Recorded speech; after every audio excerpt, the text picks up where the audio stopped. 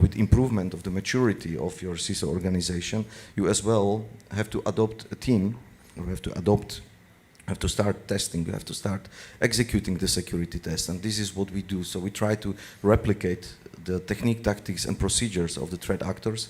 We as well performed on a continuous basis different part of the pen test, and it's not more a luxury. It is something as well what we have to do because of the regulations. Well, why we are here in Iași?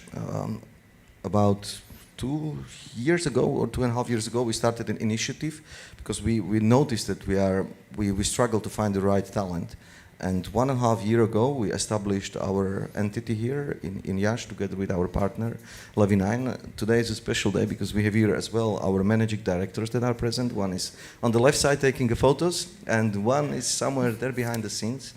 And as well, I see on the right side our dear HR director, employee number 1, Irina. And when we started with the first employee 1.5 years ago, now we have almost 70 people, and we are continuously growing, especially in the CISO space. So think of security operations, think of technology and engineering related to security, application security, data, leak protection, but as well security assurance, and any other stream. So if you are interested, you will be ever interested, just make sure you follow up Levi9 recruitment site and give us a call if you bump into something interesting. And yeah, that is way longer than yours. I'm waiting for a signal. We have a little kind of a Can clip. I go now? Yes, go. That's the signal. That's it. Yeah, I'm Jim Haas. I also work for ABN AMRO Clearing Bank. 20 years of experience in security, specialized in cloud computing and security compliance. And I'm actually here this week to work with Levi9 to get my vacancies filled. I'm a late adopter of AI. The original plan was to not use it until retirement. But that actually didn't work because Copilot is on your screen always. So I thought, I've written a very angry email to a product owner because I was mad at him. And I asked Copilot, can you make it more friendly? And it actually did a good job. And then I tried some more. I gave it a SOC assurance report.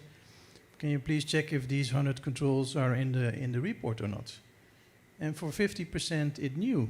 And I tried again and again. So I'm actually trying to do more with AI in my day-to-day work. And I'm also keeping track of what ABN AMRO, our mother bank, is doing in that area. Because for ABN AMRO, applying AI is a key part of the long-term strategy. And so ABN AMRO is building a lot of AI use cases. But I will tell you more about that later on in the panel. So thanks for the invitation and looking forward to the evening. Great, thank you, Jim. My name is Alexandru Vornicu. I'm a information security officer at Levi9. I'm happy to be with the company for almost 11 years now. And the last 7-8 years I've been in the security officer role and basically overseeing risk, compliance, governance, maintaining the ISO 27001, 27701 certifications, 9001, compliance with GDPR, and now looking forward to the compliance with NIS2. I'm sure you heard about it, compliance with the AI Act, but we'll gradually go through all of this in a few moments. And passionate, like all of you, about the same topics, about security. And now let's put a spotlight on the security of AI around that. And I'm really happy to see so many people passionate about the same. So looking forward to a fruitful conversation. And the last but not least, I kept this especially to be the last one. I'm Anna Schipor, as in the slide. I am the moderator tonight, trying to get the best out of all these conversations between us and ensure that we have a fluent energy. I'm passionate about security, tried security in many, many different teams. First love, red team, always red teamer, that remains. And with that in mind, let's go into our first chapter. Before moving like that, I want to make a disclaimer. The AI craziness, let's put it like that, is growing exponentially. The change is coming weekly, I won't say even monthly. So all that we are going to talk in here right now are not, we can't name them like best practices because we are all experimenting. I'm in the medical area. We experiment in a way, finance experiments in another way, outsourcing companies listen to their customers in another way. What you'll hear are stories, and hopefully you'll share also with us your stories. And in this way, we find ideas that we can explore after that, each one of us in the day-by-day job. We are not going to, because the subject is so diverse, we are not going to stick to one specific AI provider, because for sure there are arguments of pro and cons for each of the agents in there, LLMs and so on. I would say we focus more on the impact of the AI on the security side and how that goes and how it's being managed, and abstracted at the level that, as I said, AI, agentic AI, and the latest trends. Each of the areas being tackled depending on the hat you are wearing. Now, to the first chapter is the AI adoption dilemma, how we thought about it. The first part of the conversation to be about setting the scene between defenders and offenders. Offensive security, how defensive is going to build and how offensive is going to attack. The idea would be to raise your awareness in terms of how fast is too fast. Because, okay, we are very hyped with all the news, but how we balance the quality and the responsibility. The scene setting from where we start. The CEO has approved that we are going to have AI. I think it's familiar for everyone, this setup. And how do you secure something that is moving so fast? Codrin, the scene is yours. Yes, sorry about that. That's exactly what we did like 2 years ago when the whole AI adoption and AI was asked for. We blocked everything, we turned it off. We sent, because that's what you normally would do with any new technology, you want to assess it first. So, because we were aware that everyone wants to use it and probably they were using it somehow, we first blocked usage of any AI tools or platforms until we found a way to approve them and to evaluate them. So I think this is the first question which I would ask. Okay, well, we can use AI, but what AI? Do we control it? Do we control the supply chain? If not, do we have visibility into the supply chain? Is it just a provider that resells? If so, how many hops does my data go through until it? Questions had to be answered in a way or another. So what usually works and what also we did, we have created our AI evaluation policies, and when I say policies, it's not only from a compliance or regulatory perspective, but from a technical implementation as well. Okay, what providers are we whitelisting? Why? What is the commercial agreement and what controls they offer in order to guarantee privacy, data residency in some cases, and things like that. Because the problem with working in like IT services like Levi 9 is that you then have to, you are then using that AI, whatever tool it will be, within a customer's, well, vicinity, like from a code perspective or infrastructure perspective. So that makes it twice as hard. And that also led to our one initiative that I'm also quite fond of, in that we actually built our own local hosted LLM to shortcut a bit of the compliance approval processes that were slow. I'm looking at Alex now. But yeah, because while we were waiting for all the compliance approvals and all the processes to be created, we also wanted to move fast. So then the easiest was to, okay, bypass the entire supply chain discussion. Let's have something physical that we own, that is in one of our offices here. So that way, at least we can have something that is air-gapped, and we can be fairly certain about the fact that it won't talk or it won't exfiltrate our data anywhere else. And that has actually been quite successful, and we are still operating it, and another lot larger machine that we own, that we rent from a cloud provider. So self-hosted LLM is the best LLM if you want to make risk and compliance happy. To begin with, yes. It is one As a way, starting but point. it's not what you see on YouTube, right, or on Instagram. It's not the cool technology. So then you also have to work with the LLM providers or third parties to find ways on how to use that, facilitate using that, because all engineers want to use it, because it's it's the cool toy, so everyone wants to use it. But then there's a bigger problem of education, but maybe we'll touch that later, so I don't go. When I hear you speaking about the first question about the CEO and adoption, and then the controls that you put in place, maybe take a step back.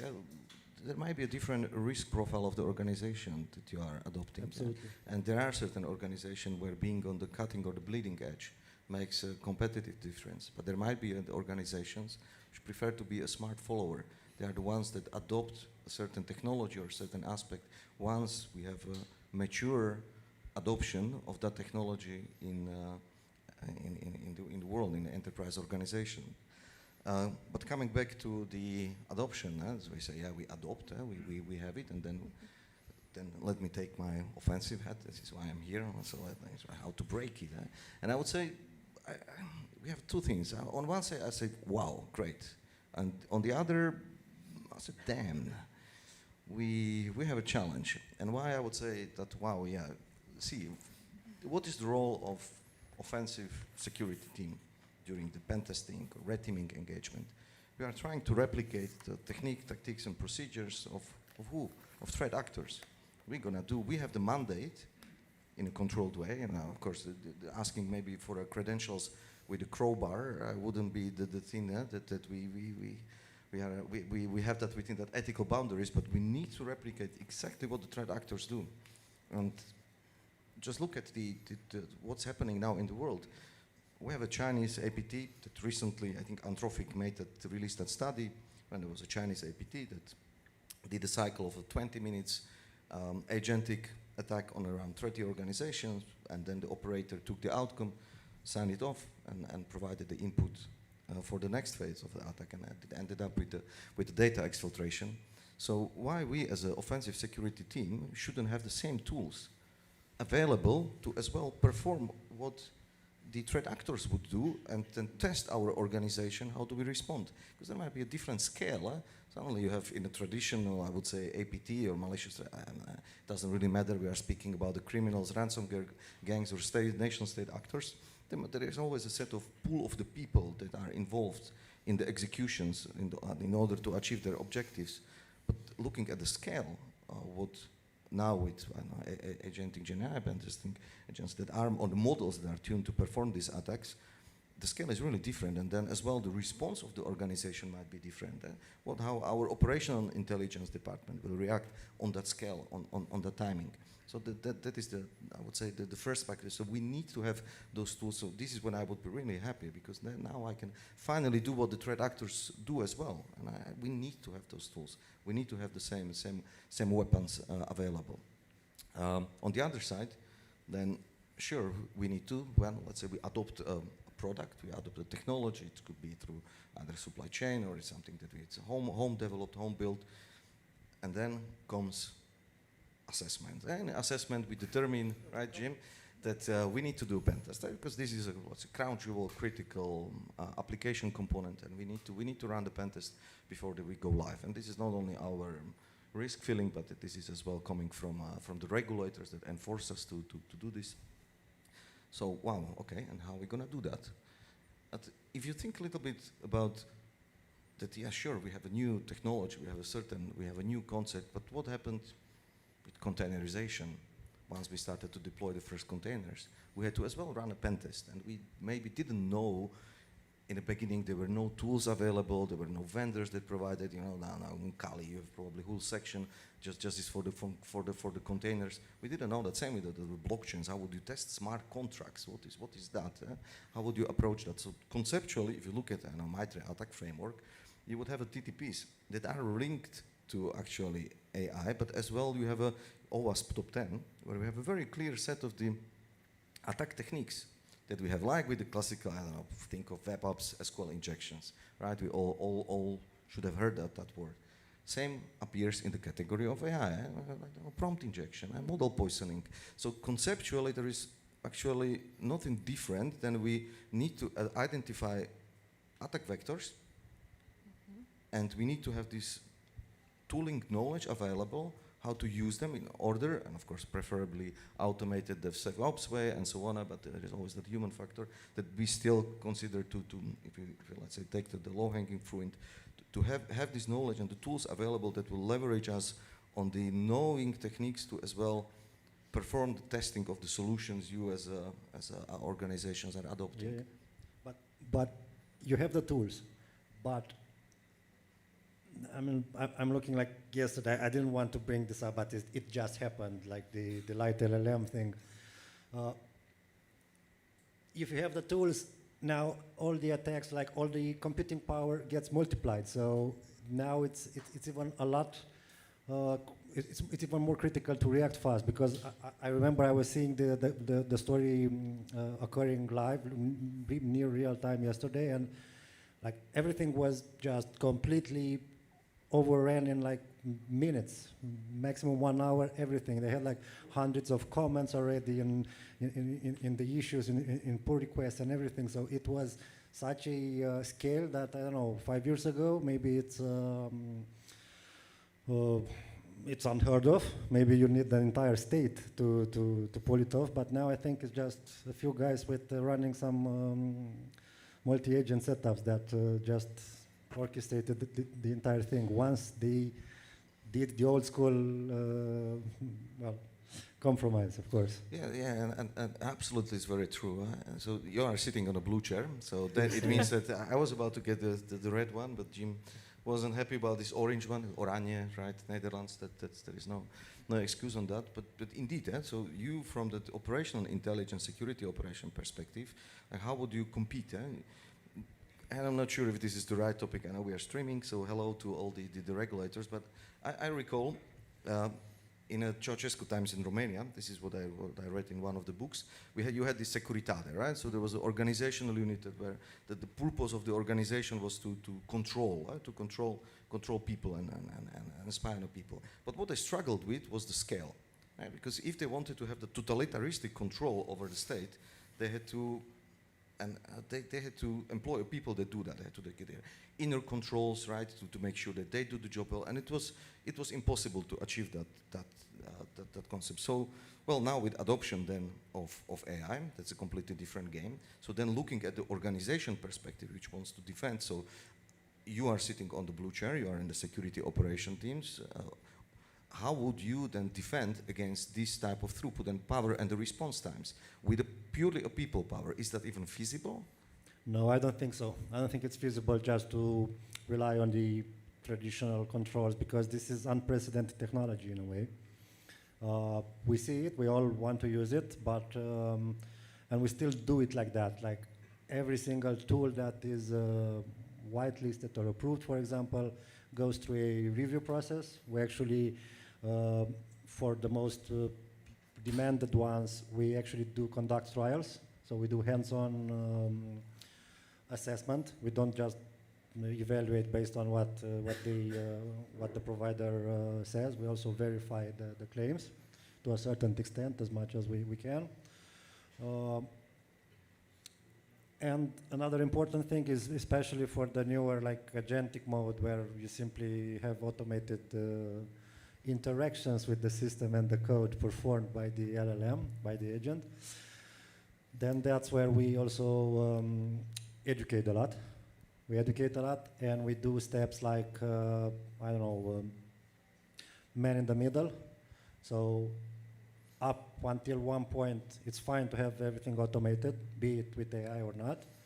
but still some decisions have to be in the hands of the operator. Like you are responsible at the end of the day. I'm not talking about the quality of the output, so let's not go there unless, if you want, if anyone is interested, we can do it later at a beer. But it's also a responsibilization thing. I remember back in the day when you were gaining sudo in a system, like I don't know what was that, Red Hat or something. It always said like, with great power comes great responsibility, right? You remember that. So this is, in a way, 10 times worse from a security perspective, because back then you had sudo, you would wipe the system, you would maybe wipe whatever, but it was pretty contained. But don't you think, Codrin, maybe from perspective of controls, that conceptually there is no really difference? So No. we have a different technology, we have a different set of the risk, we might need to adopt different set of controls, but we still have that. No, AI security is no different than any other security. It's the same. Concepts are the same. I would add that right now, if we think that the fastest attack was 27 seconds, according to CrowdStrike report from last year, and that 82 of the attacks were actually legit, as in they use actual credential and authorized paths, the observability in this case is the one that helps to have the agents on our side. We train them with logs, the natural log system and metrics and alarms. We train them on what normal behavioral it is. And based on that, when actual attacks happen where human no longer can be there in the middle, the AI trends knows what it abnormal is and raise an alert to the SOC team and saying, and even actually is being trained to stop maybe the attack or isolate the attack. So there are many things also on the defensive side when we build the architecture that help us to not make such a, let's say, pedestal for the AI attacking, rather than treat it, okay, we have another perspective, but the defenders can use it also. You just need to embed it in all your day-by-day normal process of development. However, there is one thing that I remember looking at the what happened and how fast this light LLM, for example, vulnerability spread. We still lack something. Like usually when you, for example, when you build software, you have dependencies, right? So you have package dependencies, whatever. A lot of those packages are published automatically from open source or internal tools or whatever. We still lack a mechanism to have some sort of two-factor authorization for deploying a release.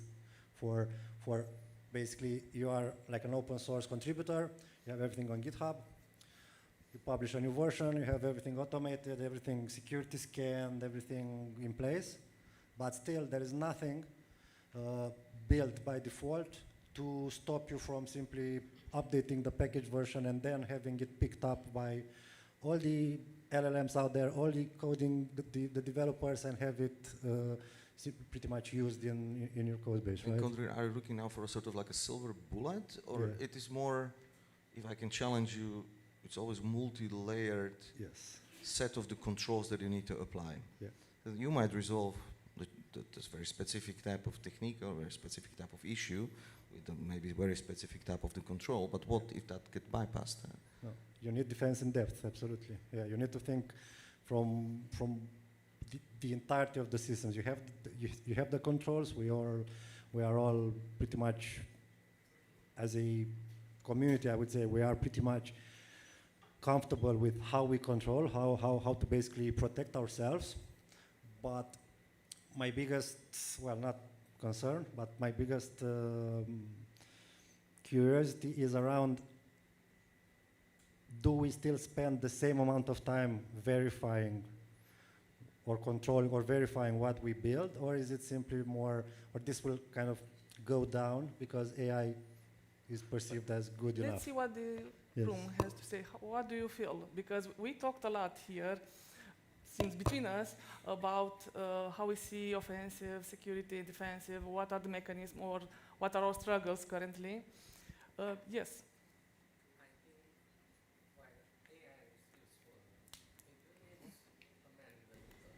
Maybe you want to speak? So that everyone hears you. I think that while AI is useful, we can't trust it blindly. There are still hallucinations when the AI don't know. You must verify. Oh, it's an alert. Let's see if it's legit or not false positive. Do you, in your organizations, have a clear policy of AI adoption? I mean, raise your hands if the AI is normalized in your company and the process exists for it. Okay, so I have. Because on the second part of the conversation, we'll talk about shadow AI and the importance or the impact of that. So it's good that we balance the two perspectives.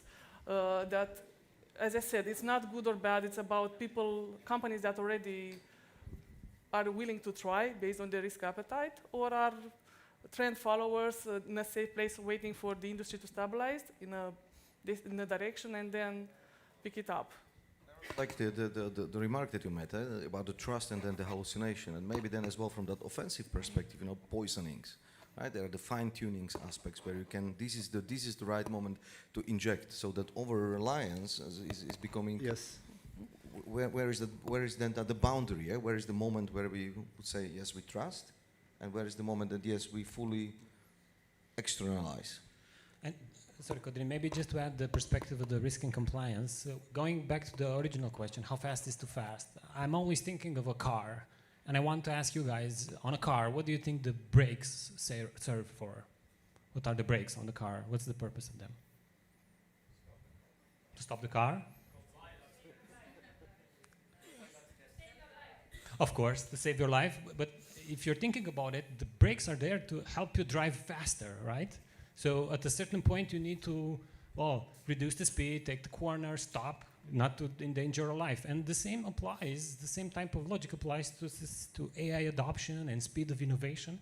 If you have the right set of brakes, like Ana Maria, you mentioned observability. If you have controls in place, monitoring, for example, if your organizations have provided you with enterprise level LLMs, so you are not kind of obliged, you're not forced to use your own private accounts, and that we will discuss about shadow AI in a moment, but if you have the right controls in place, if you monitor that we don't exfiltrate data in prompts, so there are tools in place which can easily check if you are leaking sensitive personal data. If we have all those checks in place, fine, go fast. Go as fast as your controls allow you. If you have low risks and if your controls are good and mature, go as fast as you can. If there is uncertainty, if the risk appetite of this business specific, it doesn't allow it, go in your own pace and adopt it, but make sure that you properly balance it. And observability is key. So at ABN AMRO, the AI was blocked. So at ABN AMRO, use of AI was blocked across the board.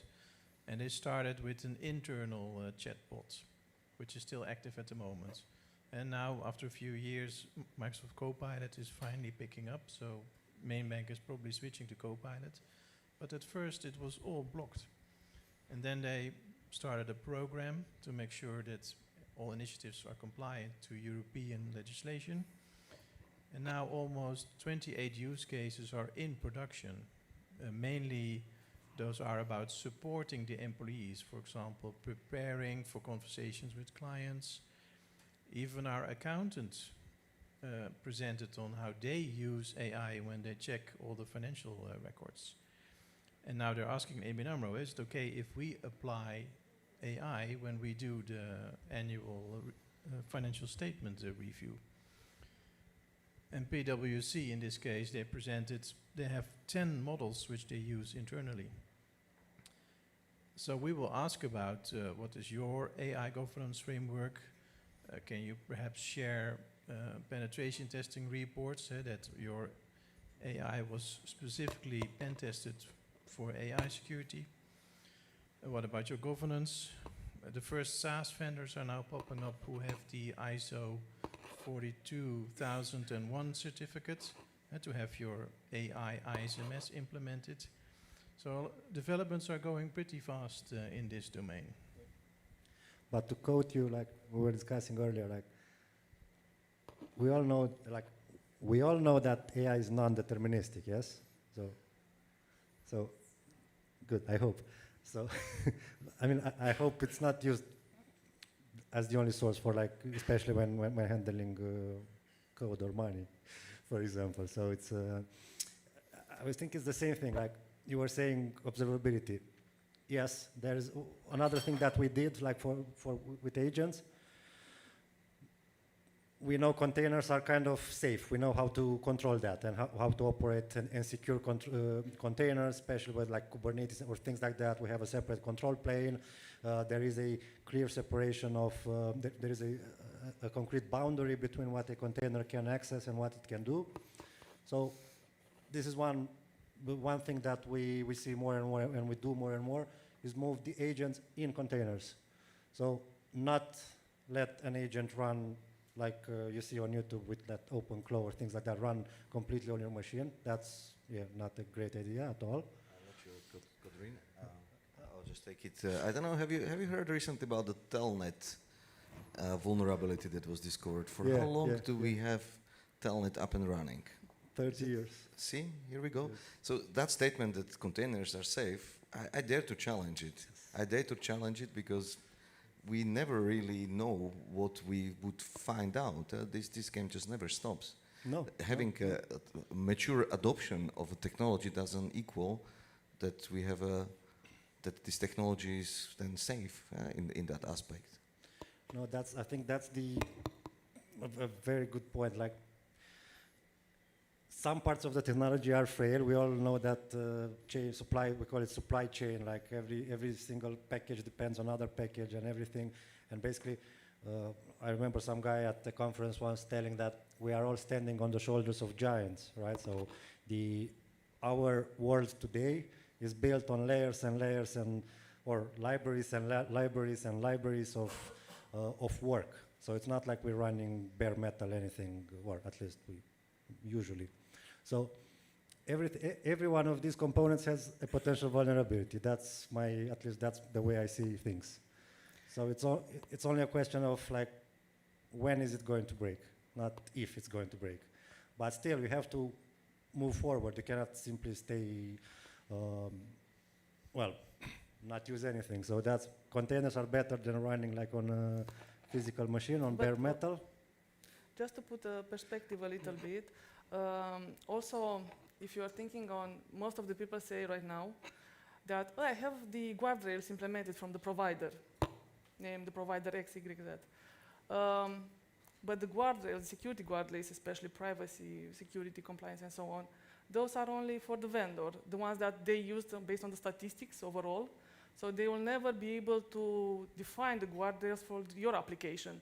So no matter if it's a container or if it's a web application or it's a monolith or a microservice, the guardrail specifics to your application needs to be defined by your architect, by your product owner, by the risk team. And this is why I want slowly to close the circle back to the risk team. Let's say we have chosen a supplier, doesn't matter which one, and they have an attack. How do you intermediate right now the third-party risk in terms of AI? Well, we do extensive due diligence before a contract is signed. The larger cloud providers have a trust portal. So we go there and we download all the documentation, like SOC 2 report. There are security policy documents, copies of penetration testing report. And those are all mapped against our security requirements list. Let's say about 400 security requirements. And we have supply chain security standard, where also the vendor needs to meet all of those requirements. So there's quite a large team busy for a few months figuring out if the service and if the vendor can be compliant to all relevant requirements. We also need to have an exit strategy in case they are falling down. Well, if high availability is important, then the architecture process takes care of that. So the architecture needs to make sure that high availability requirements can be met. But this all happens before the contract is signed. You're talking about what can go wrong after the go live. So that's where the security monitoring kicks in. Most SaaS providers do not allow ABN AMRO to do their own monitoring. But for crown jewels, a word also used by Petter, for example, Salesforce is SaaS, but it's also a crown jewel. So there the monitoring by us has to be implemented. And for those situations, we figure out upfront, if it's not possible, then it's a knockout criteria. Then the vendor will be removed from the selection. For the audience, what it is to be in a crown jewel Well, list? you can imagine that ABN AMRO has thousands of applications, and within clearing bank context, probably a few hundred. But a subset of maybe 50 are more important than others. If those fail, and then critical business processes will also stop. And those applications we call the crown jewels. And for those, we have the most security requirements. I think nowadays, looking at the supply chain or risk management throughout the AI vendor supply chain, it's almost like you cannot treat the AI vendor the same way we have treated any other IT supplier. I think you almost need to treat them like critical infrastructure vendors. For example, I don't know, imagine a data center, they would have more than 1, 2 internet service providers, just the most simple example. And the same goes with IT vendors. I think because the environment is so multi-layered and there's so many dependencies on other components from other vendors, APIs, or other components that you don't have visibility into, when choosing a specific AI vendor, you simply don't have this amount of visibility. So I think there's a special set of instruments that you need to have in place to be able to that you have enough guarantees that it's safe to work with this supplier, and you have proper data governance, sovereignty in place, and you know how the data travels, where it resides. And also it's the element of the regulatory requirements that are coming to the scene right now. Most of you probably heard of the AI Act that imposes certain requirements on, for example, high risk usage of AI. And those requirements, it's interesting, they propagate through the supply chain. I think we're going to see more and more increased due diligence requirements. Yeah, I agree that transparency is key. So nowadays in assurance reports, it is clear who the subcontractors are, and they mention Azure, Google, and Amazon. But where is the AI coming from? And how is that? How is the provider in control of the AI that is applied? So there's definitely room for improvement there. And of course, when things gets complicated, and like you mentioned, if there's a breach, I think nowadays, if talking about interoperability of AI vendors, it's not like in a traditional high availability cloud environment, you would set up the infrastructure in such a way that there's always another workstation to pick up another load, so you don't have parallel processing in such an AI vendor, because there's the model, and the model has been trained in a certain way on certain type of data. Like Codrin said, the model is it's based on probability, right? It's not deterministic. Maybe it will give the same results once. If you put the same prompt twice, it will probably get identical or similar results, or if someone else tries, they might get a totally different result to the same prompt. And I think interoperability of AI vendors, it's not the same as in traditional high availability. And I think this is where the challenging is coming from. Yeah, but if there's a breach, you just revoke the encryption key and then nothing works anymore. Problem solved. True. And business continuity dies. Yes, but if your business, I see so many businesses right now that they depend so much on the vendor capability. So if your entire business depends on what a certain model gives as output, and you simply cannot change the model next day with a different provider, the margins, the false positives, as you say, those will be totally different, right? So you won't be able to have the same business model, the same operation type of execution. So I would like to a little bit challenge that aspect, because and I don't know, you might agree with me, you might not. Multi-cloud is, if you say that I have a multi-cloud setup, that I'm able to seamlessly move between one cloud provider to another cloud provider, unless you minimalize to the lowest common denominator of your implementation, I say you are selling me a snake oil. It just simply doesn't work unless you really stick to some VM level and you really remove everything that you stick to the lowest, what is common in all those cloud providers. So why would you expect that there is a foreseen such an interoperability between models? Where don't you have a lock-in in our industry? There is always a lock-in, and is it different with AI? If you look at your operating system, with your database platform, with your cloud provider, where do you see the difference then?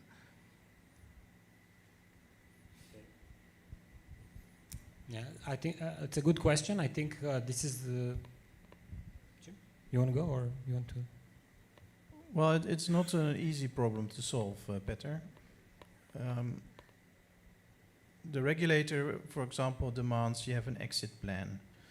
And simply stating, yeah, I will go to the competitor is not sufficient. The exit plan needs to be very detailed and preferably also tested. But when AI or when SaaS becomes part of a critical chain and the chain breaks because the AI no longer works or the SaaS provider is hacked, yeah, you have to prepare for that. And we have a very recent example of the Trump administration and Anthropic versus OpenAI. So that's business continuity in experience right now. We'll see how they are going to handle it. There is an impact when this happens, embedded in all, in processes, in business. That's why it's so important that that exit plan is actually tested. And now coming back to you, everyone here, do you feel your companies are openly discussing about these approaches, the pluses and minuses, how they decide to remain with only one, or ask us other questions?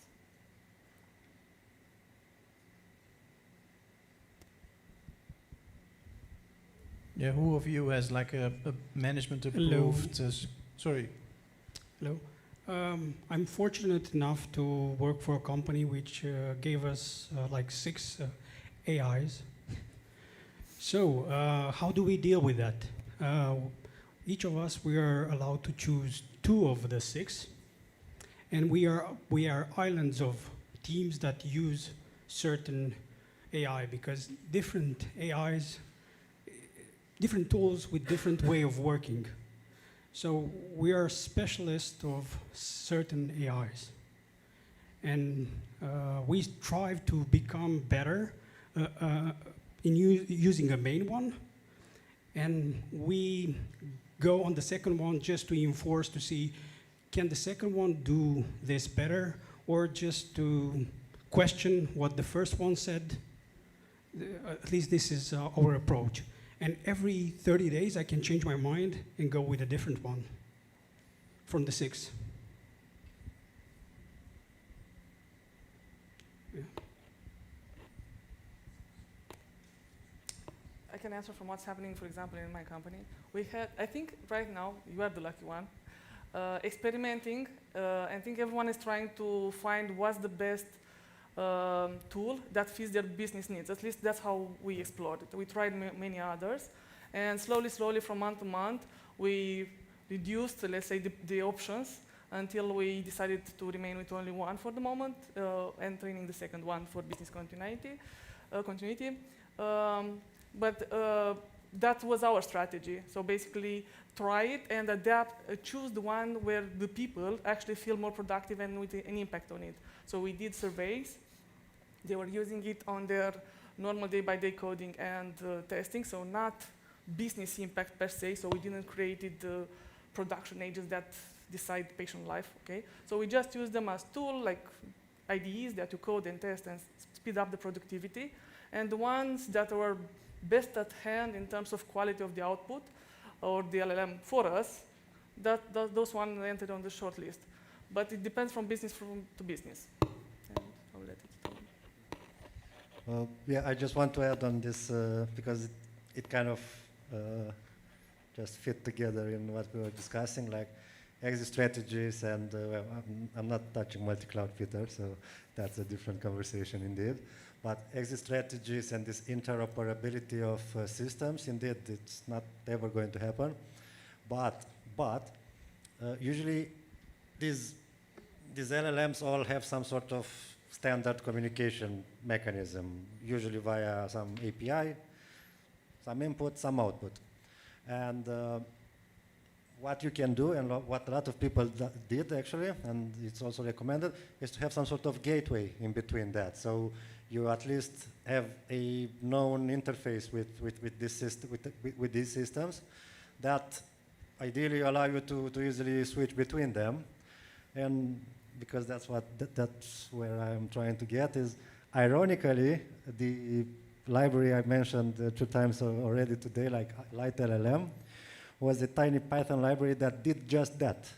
So it provided like a uniform interface, allowing you to, well, interact with pretty much all LLM providers out there with a single, via a single package. So that's why that library is very popular, because this is a pattern that is quite common to see in applications today, to have this adapter between your application and another external system. And fortunately, well, until now at least, LLMs have quite an easy API that they offer. So it's easy to do that. And it's a really, really fantastic example, what you said, Codrin, because look at just a basic, how you deal with your HTTP as traffic inspection in your organization, right? You offload your SSL certificates. Some countries, governments do that, some organizations, you need to do that. You need to do that in order to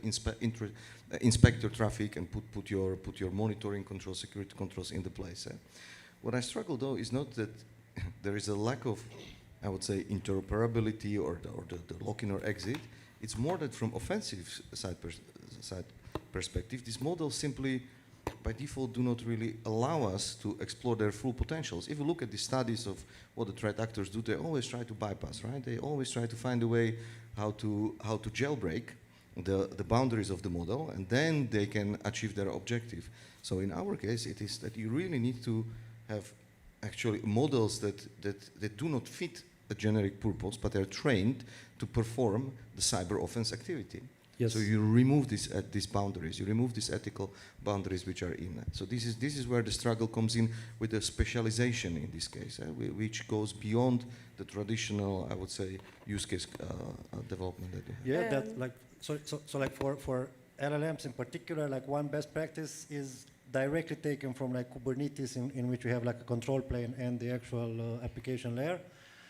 Here, with like it's best practice to have the system operating prompt isolated outside of the context of the LLM. So especially to prevent exfiltration and spilling information as to how it is set up to work. But of course, it's not 100% perfect at this time.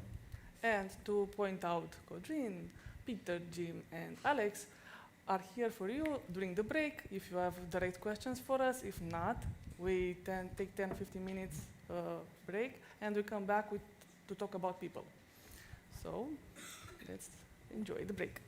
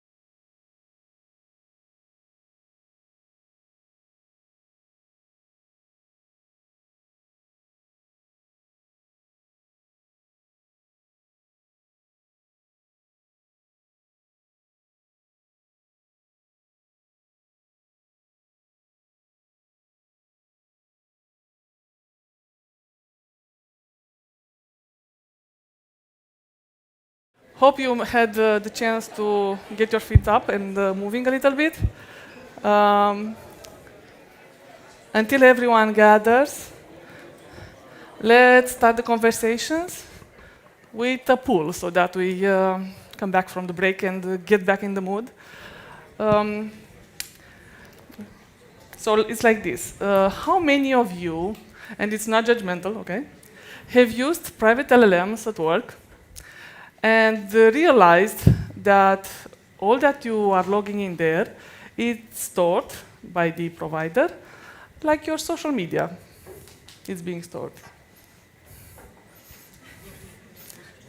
The LLM, when you use the public LLMs to do your work, your private account, basically you are posting there like in social media.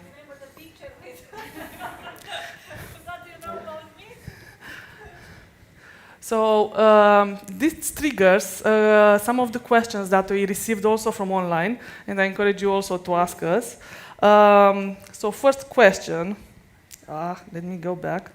And thank you for the people asking, by the way.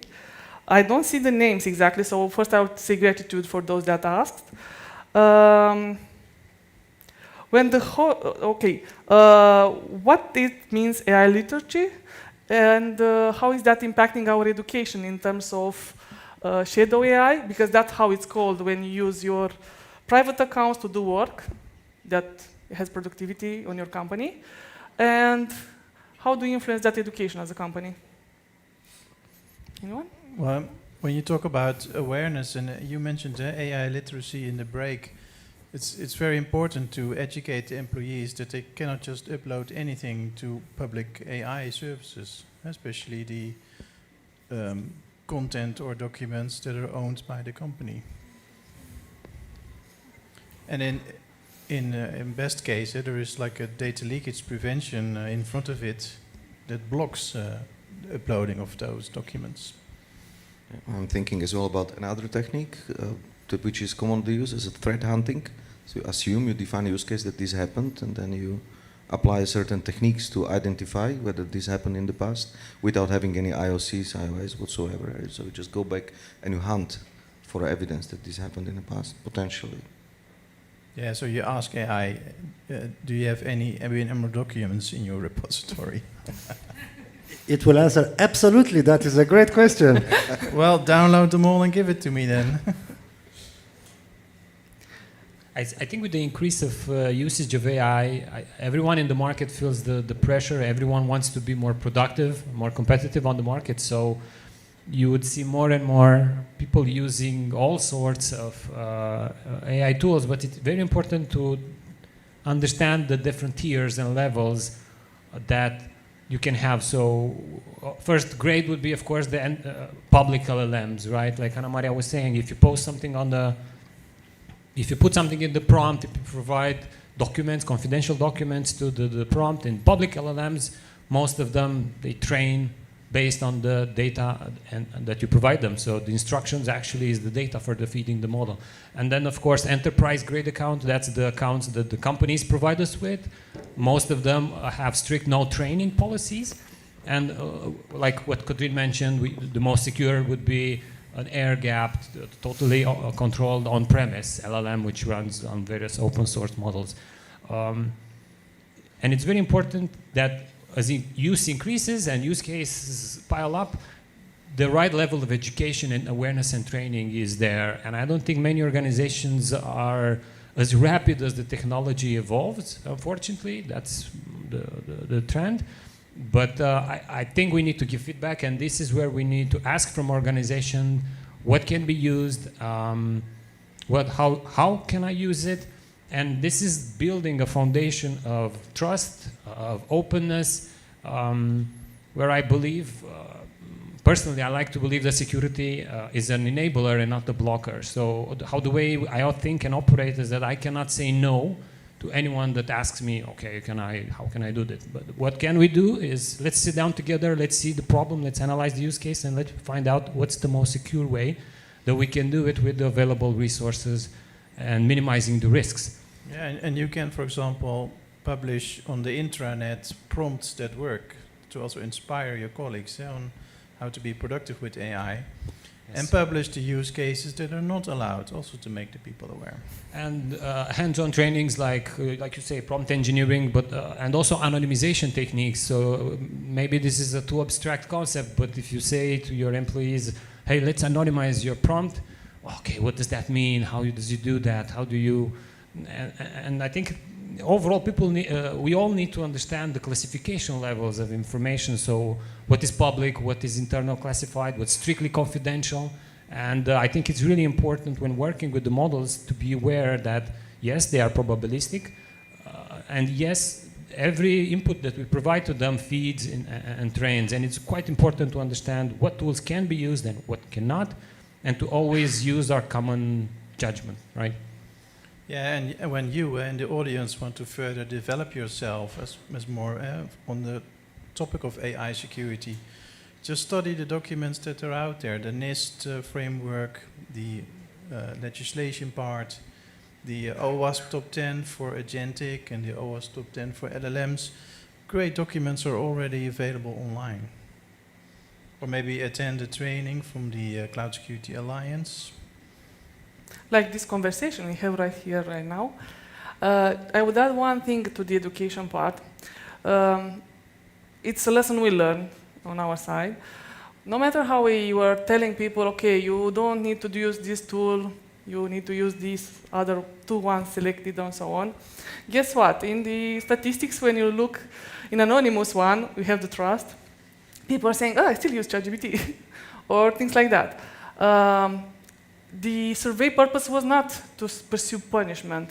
It was for us to realize that we need to focus on making people understand what can and cannot leave the organization.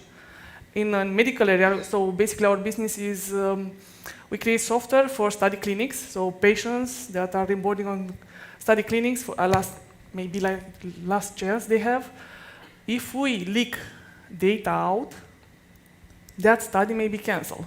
So people in our organization understand that every prompt they put in there, they need to always have in mind, do I leak patient data, PI data, everything that can have an impact in the end. Making people understand what the impact is of an action they would do. It's not just prompting somewhere, but the end business or end user might bring more chances to reduce that shadow AI. I didn't say eliminate, but to reduce it. That's our experience, at least so far. Any questions from the room? I'm trying to engage also the room. Otherwise, I'll put a question from the offline. I will give you the chance in there, and then we'll come back here because I gave you the chance. Yes, please. Just to address more people. Thank you. Yeah, sure. Hello. So you've talked about a lot about self-hosted LLMs and how that can help in the supply chain risk and stuff like that, and also with data leaks. For instance, for this kind of company, which I think took an existing model, fine-tuned it to some internal data within the company, or at least loaded the data into the context.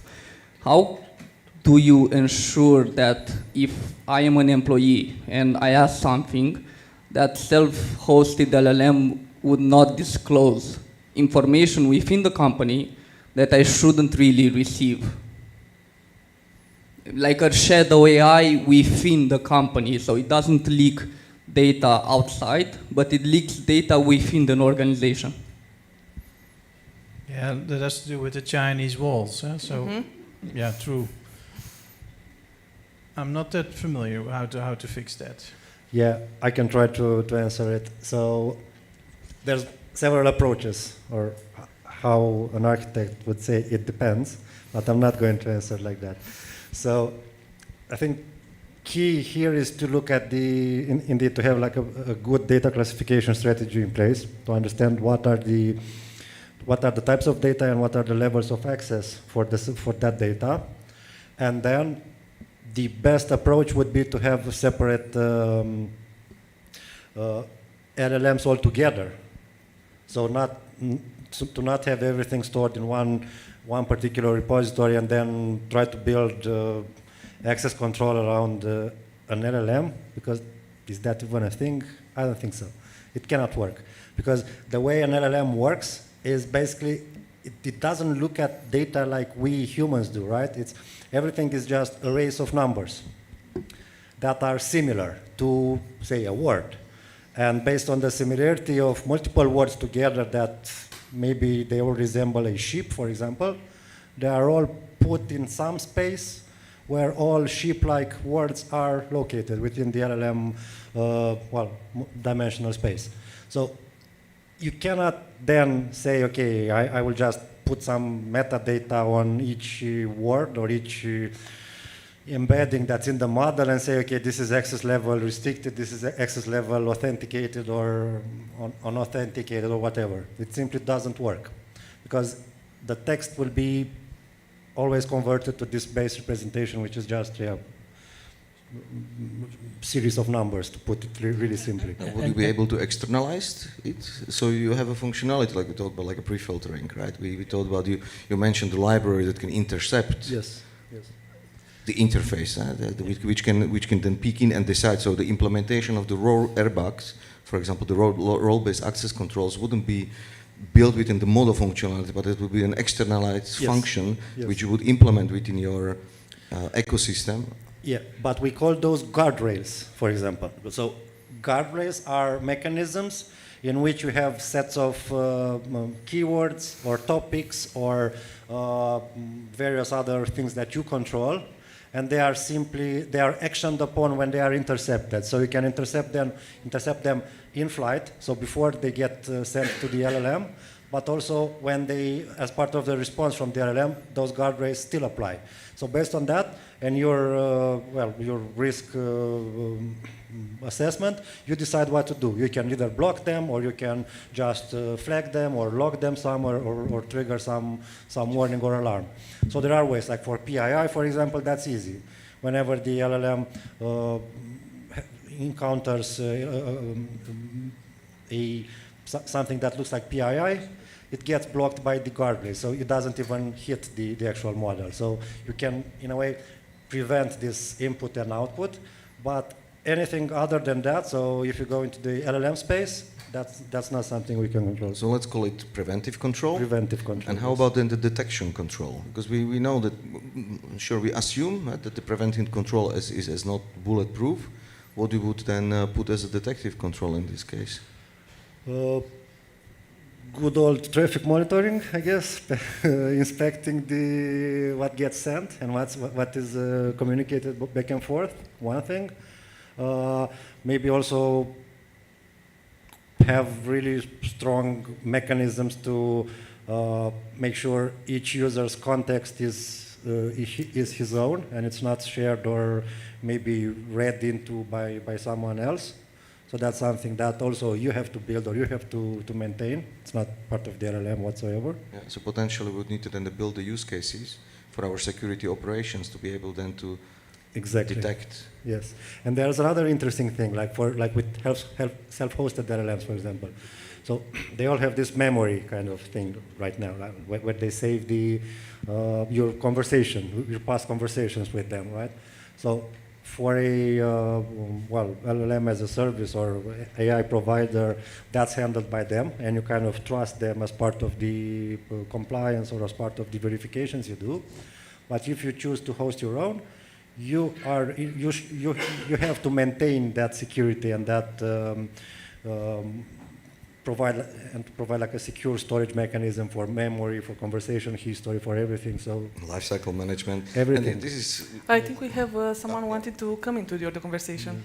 Yes. So if I may, what you just discussed earlier, like intercepting all the prompts, so doesn't that lead to like an arms race between the attacker and the actual model, where you engineer the prompt in such a way that you can extract specific information? Because you, as a, guardrail designer, you can't think of all like the special words and combinations which deny access to that information. So it's like an arms race, right? It's the internet. We all know how to bypass censorship, right? And talking about, I will take one from the offline questions, because we talked about threats and defenses against the people that are attacking against people are defending. This is for Peter, actually, the questions. What is the AI threat that most organizations are currently underestimating?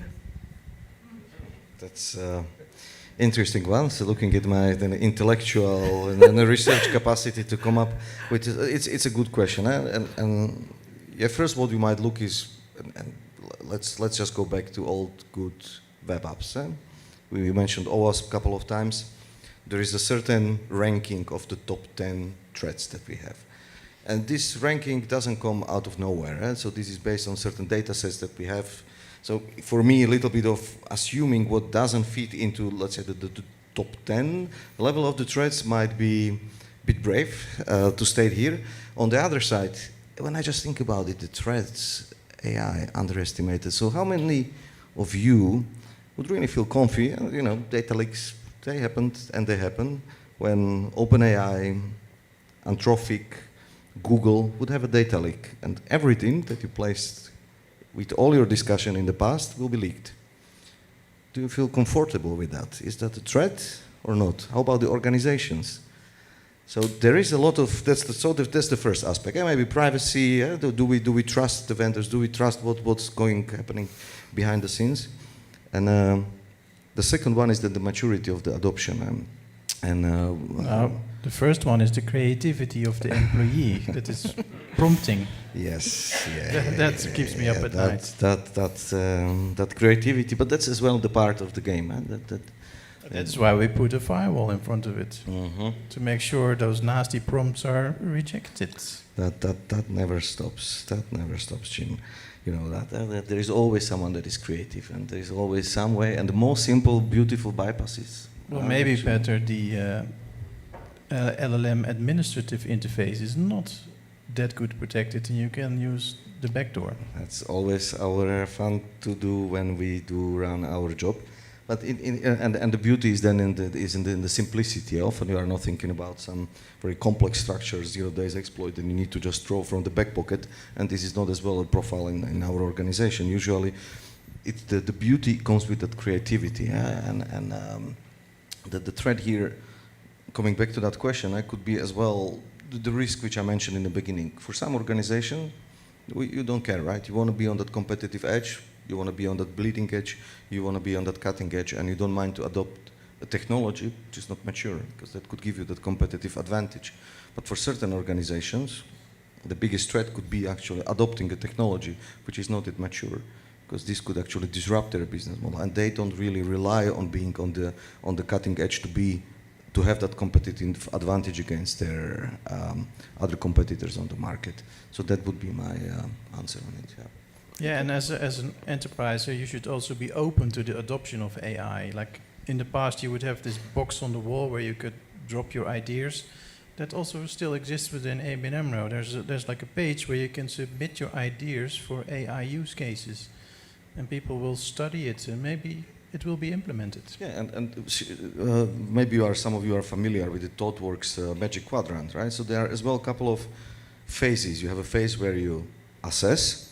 You have a phase where you trial, you have a phase where you adopt, and you don't jump into the adoption. You can also continue moving through the phases. So let's say if our risk appetite is not there yet, we can still assess. We don't have to jump into the adopt ring of that quadrant. We can still stay in assessing and still trialing. Yeah. It doesn't mean we need to adopt. I agree with that. Or we have a then ring when we say, no, we resign. This is something that we need to decommission and reject. Yeah, but that also brings us to like a downside when people are losing their jobs. So within financial services, we have to detect financial crime. And all the banks in the Netherlands, they hired 1,000 people to detect financial crime. And there was an article in the financial paper a few weeks ago that all the banks in the Netherlands have plans to apply AI, and 35% of the people in detecting financial crime will be replaced by AI.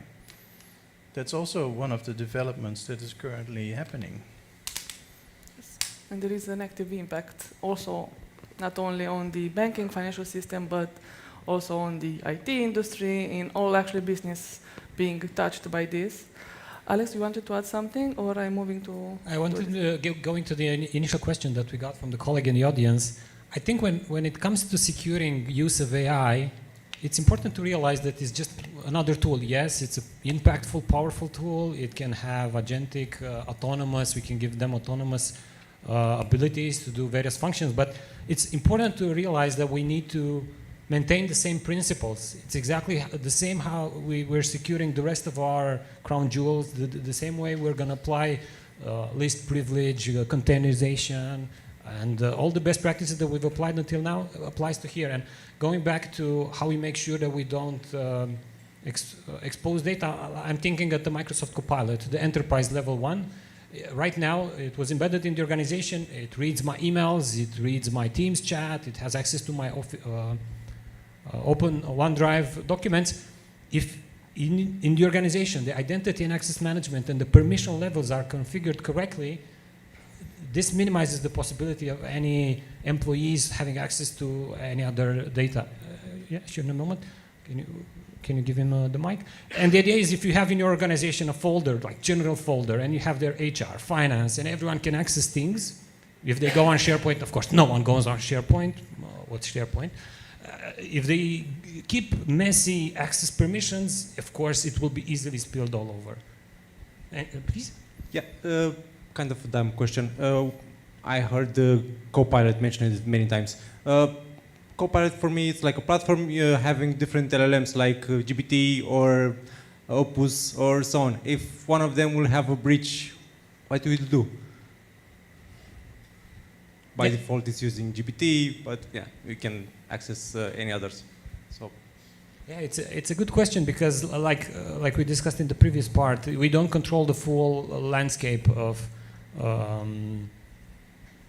supply chain and all the various models that they use. But it's important to realize that when using enterprise-grade level accounts, they have strict no-train policies, which means that at least when they have a breach, there are bound to be some more layers of protection in terms of, okay, what data was exposed, what is my access. It's very important that the organization looks into what use cases it is used for, and it's also what the data, right, where the data resides, where the data is mapped to the various roles and use cases of the organization.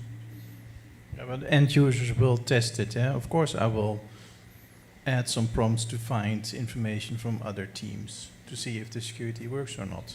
And I expect your team will do that as well. Yeah, I was just thinking, what is then the difference between the data leak in a Gen AI or data leak that is triggered by the ransomware group? It's a data leak, right? So regardless of the technique that was used or the source of the data leak, it's still data leak. So you need to still apply the similar type of or same incident response process to address this incident that you have in your organization, right? Regardless of the source of the data. Like the gentleman said, the incident response plans, you need to be a bit more creative on stuff that might go wrong. And that is definitely outside of your circle of influence. How do you deal with that? Yeah, well, on the one side we have and the governance process that can facilitate it through some tabletop exercises, or there is maybe red teaming, but of course that's a little bit of maybe in this case challenging how do we deal with the because emulating such a thing and then sure leveraging on the SaaS vendors might be a bit of different game, but unless you really test it, that's at least my story. That when you make your house to feel that it's burning, this is where you get the true response of the organization.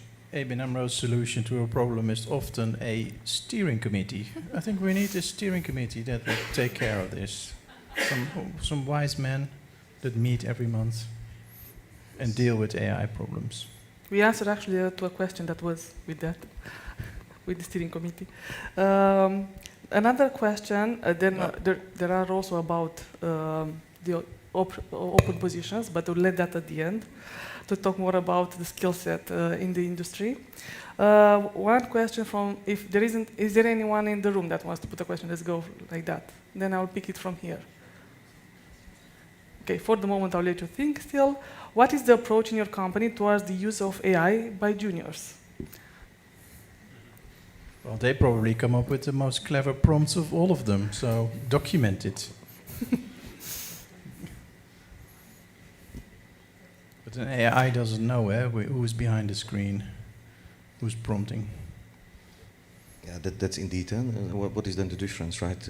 We all have to go through the trainings to be able to allow to use. There is a similar talk about that education, that prerequisite to be able to consume the AI service. But why would be any difference in terms of the controls that you would place based on the seniority? Ignorance is bliss, right? So Well, in the back end of Copilot, all the prompts are analyzed. There's statistics. There are people looking at what is the organization doing with Copilot.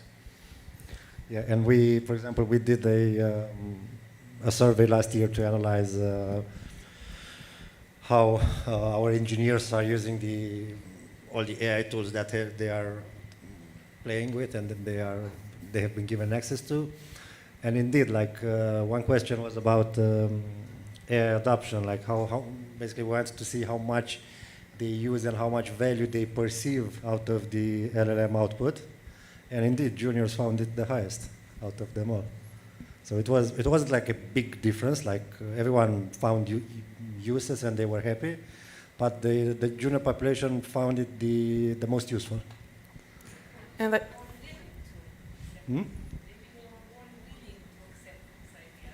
It's Yeah, and you mentioned job market, so we do a lot of hiring and firing. Certification is important. For example, ISACA certifications, they're globally recognized. Explore what ISACA has to offer and see what fits your career or your ambitions. Because for us as hiring managers, well, I'd look at the certifications that are listed in their profile. And maybe if they're not there, of course we have the education budgets to make sure you can take the next steps in your career. We will get you certified. You only have to put in the hours. And I would add that, coming back to AI, juniors using the AI, we should not skip the responsibility chain that currently exists. I mean, just because we have AI, how we do normally, the junior codes something or does something and a senior does code review or assist them, we should still keep that trend. I mean, the new generation is going to be the next generation in 10 years, so the new seniors in 10 years are the new generation. We need to invest in them and give them the places to experiment. It's like the doctors that have a surgery, they don't go in the surgery, they have a reversal lab where they try it. That can be the playground for the juniors to test the prompts, to test real coding stuff with AI without having a huge impact on the things that are in production until they are ready. That's a mechanism we also use. Other questions? Yes, please. Gabi. Yeah, finally. Hi, in fact, goedenavond, right? If I'm right correctly. I'm Gabi, I'm working crypto forensic investigation, and I want to move the discussion into the hybrid warfare and commercial espionage. For example, there are ways on which a smart contract can be used to train an LLM. So basically, you don't know exactly what are the malicious code inserted into your organization. What mechanism do you have in place, or audit system do you have in place in order to prevent this kind of action, if you know something about it? So can you maybe clarify a little bit? So what you say is that there might be, like in a smart contract you mentioned, right? So there could be a sequence that is pre-programmed that would trigger a certain and also in order to insert in your training mechanism some malicious code. For example, some functions that can influence a decision, for example, and your LLM will be trained on that. And when you, if you have like a flagging mechanism and you want to trace back, you don't know how to do it because the smart contract is not published. Only the attacker knows about it. Correct. What you will see, and I'm a little bit now stepping in the role of, I would say, operational intelligence organization, because they would have to respond on it, but me maybe as an attacker thinking of what might happen next, because it doesn't stop. Once the sequence is executed, what you want to do? You want to maybe deploy your C2, right? You want to establish a persistence. Once you have established your persistence, you want to do further reconnaissance, and you want to achieve some objective. So it doesn't stop there. Sure, you might bypass one control, but there are still another steps, lateral movement, exfiltration, that you need to do in order to achieve your objective. And this is where our controls might become effective if you manage to bypass the first one. So that defense in depth, which you said, would be my response on that aspect. Unless, like I say, like if there is no way you have a binary, you don't really see what's there, how you can respond on that, apart from having additional controls in the place, which will then prevent or detect sequences of your attack. Yeah, the thing is that on the Web3 attacks, there have been developed, of course, with the use of the AI, some intelligent ways to obfuscate the way an LLM is trained, basically, you know. And also, what I've seen in practice, that the traditional AML miss this missing link, the obfuscation. Yeah, you can use like multiple wallet addresses and multiple smart contracts or proxy contracts that can train, of course, or induce malicious code in your organization.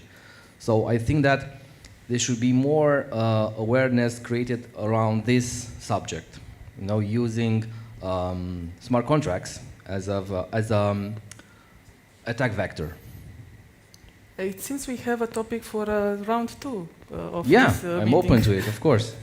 Why not? Thanks. Thank you, Gabi. In fact, danke well, right?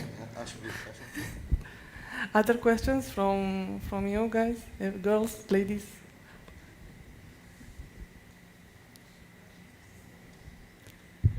Yeah, so hello. You told about the industry changing, yeah? So there were several cases, yeah, when the company decided to make a massive layoff, yeah, because of the AI adoption, and then they had to rehire same engineers because the result didn't go as expected, yeah? So how would you handle such cases, yeah, from the business perspective, and how to cope with that as an employee? Should I maybe start? So let's say in 20 years, we have 50% of us are laid out because we are replaced. We have a general income and universal income. We have like before the industrial revolution, right? We had a set of people were concerned, people were worried. So if that's going to be the case, that there will be layoffs, and then potentially we need to fix, there will be layoffs. But why don't we take this opportunity to make this world to be a better place, if that's unavoidable? And I would say it also depends on the risk appetite of the company.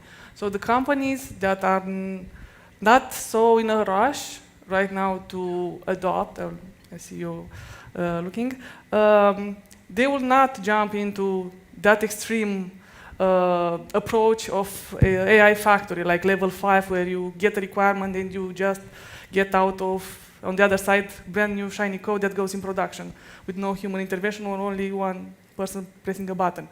There will be many businesses and startups that might go in that way, but in the same time, there are many large industries, and when I'm saying industry, I'm not saying with a negative not with a negative connotation, but which are strategic ones and have regulation in place, like financial, medical, power, energy, and so on, where the adoption of AI is much more focused on responsibility, hence the conversation we are having right now here, because how fast is too fast? Sometimes for some companies, moderate adoption is actually a good balance between risk and business and people skills. So Yeah, and not all will be fired, and I believe very few. to put it actually. in perspective, yes, I did tell you about people in detecting financial crime losing their jobs, but at the bank, 9 out of 10 use cases are to support the employees, and only 1 is about cost savings. The vast majority is about supporting people with AI. And if there are any software developers in the room, you guys can build it. I just like your comment, Anna, because it's indeed, for some organizations and their risk appetite, It's about the transition process. Mhm. So I'm not sure about which organization you mentioned that made a disruptive layoff that suddenly out of one day they decided to do the cutoff and then they realized, well, that was a wrong decision. I don't think there are organization with certain risk profile could afford to make such a disruptive. If there will be a change, and let's assume according to certain studies that there will be a change expected in the coming 5, 10, 20 years, massive change with massive impact, it would be a transitional process that would take a time. It wouldn't be one day off and then we just wake up and we are all. Yes, please. Changing the subject a bit, would you say that the biggest threat to a company using AI is treating it differently than what it really is, a new technology, and like going with the hype and forgetting about the proper way of integrating a technology? Just, oh, this is AI, we can skip some steps and just embrace it because we must be on the cutting edge. So is this the biggest threat for a company, just treating it differently than just a new technology and going through the proper channels? I can try to answer. I think you are right in saying that LLM models are probabilistic models, even though, and they are programmed to please us. What that means is that even though they will not know the answer to our question, they will give us a response in a factual manner. We as humans tend to believe that since these systems are impressive and there's this hype, like you say, we have the tendency to take that fact and not check it again at a human level. Now, taking that up or at the company level, you're right in your assumption. We need to make sure that the system goes to proper risk analysis, and we need to make sure that risks are analyzed, controls are in place according to the risk appetite, right? And with EU AI legislation coming into perspective, I think at least in the EU area, prohibited use has been clearly defined. So, okay, it's not going to be used for social crediting of people, etc. High risk usage, it's clearly regulated that you need to map your risks, you need to apply some requirements through the supply chain, you need human oversight. So you have clear instructions that for high risk AI usage, and they're all listed in the AI Act legislation, which comes into effect in phases, but most of it comes this year. Then you need human oversight, you need transparency, and there's a lot of requirements. And I think, yes, legislation and maybe companies are a step behind the evolution and the progress, but I think now the gap is narrowing the way I see it. And more companies are starting to leverage the game, and to be competitive on the market, yes, you need to use it. But you're right, we shouldn't underestimate. We should go through the same methodology, assess the risks, and take decisions appropriately. And I'll give the chance here. I told you, coming back to you. Can I give you a microphone so you can ask the question? About shadow AI. It's not a good idea to, I don't know, on the work laptop to block ChatGPT, block Gemini, but give the employee access to the AI of the company to not leak outside.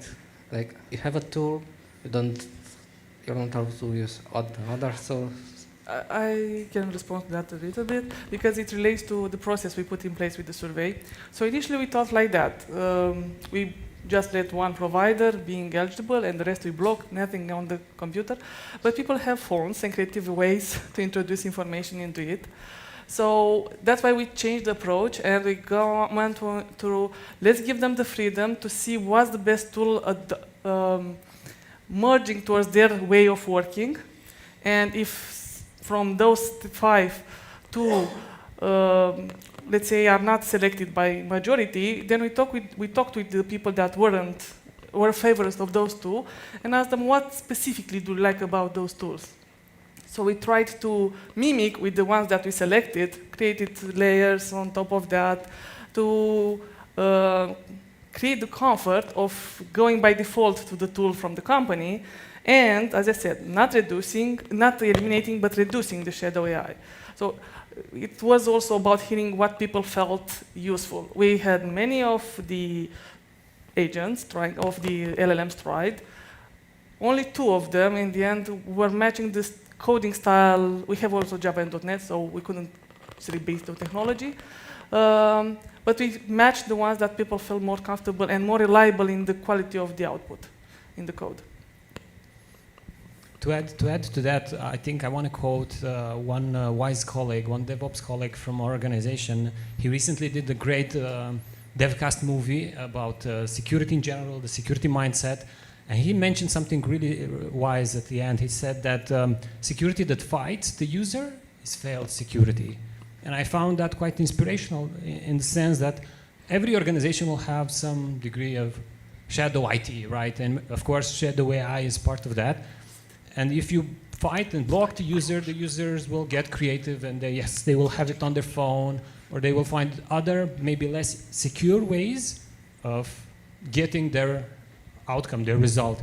I think with shadow AI, we need to meet in the middle and we need to balance properly the requirements, the organizational policy, governance, risk appetite. We need to balance all those things with the end user needs, and we need to meet in the middle so that we've identified the best working solutions that add value, satisfy the needs, but that we can still contain the risks. Like you say, use of enterprise level graded LLMs. Those are best because they contain, it's one more level of protection in this defense in depth ecosystem. And being very, very aware of time. And for sure, it seems we have plenty of topics for the session round 2. I would give the opportunity of the speaker to say one last thought you would go out from here. And then we talk about opportunities that are open, maybe, so people can understand more about those. So one closure from each, and then... Same order, then, like when we opened. Yeah, sure. I will keep it really short. So, really, it's about indeed building, but build responsible. Like, try absolutely every tool out there, even if it's not from Europe or US. That use whatever. Don't think about it, but please don't upload your passport or things like that. So, try use it with moderation. Use it for your own projects. Whenever we are in a commercial or a professional environment, we should always use what is available to us and not try to bypass the rules there. So this is that. I know it kind of sucks somehow because maybe some guys on some projects don't have access to Cloud Code or to Copilot or to whatever. It will come, or maybe it won't, but still we should be responsible and not circumvent the rules because most of them are there for a very good reason. And that's it. Thank you for tonight. We'll see you over the beers.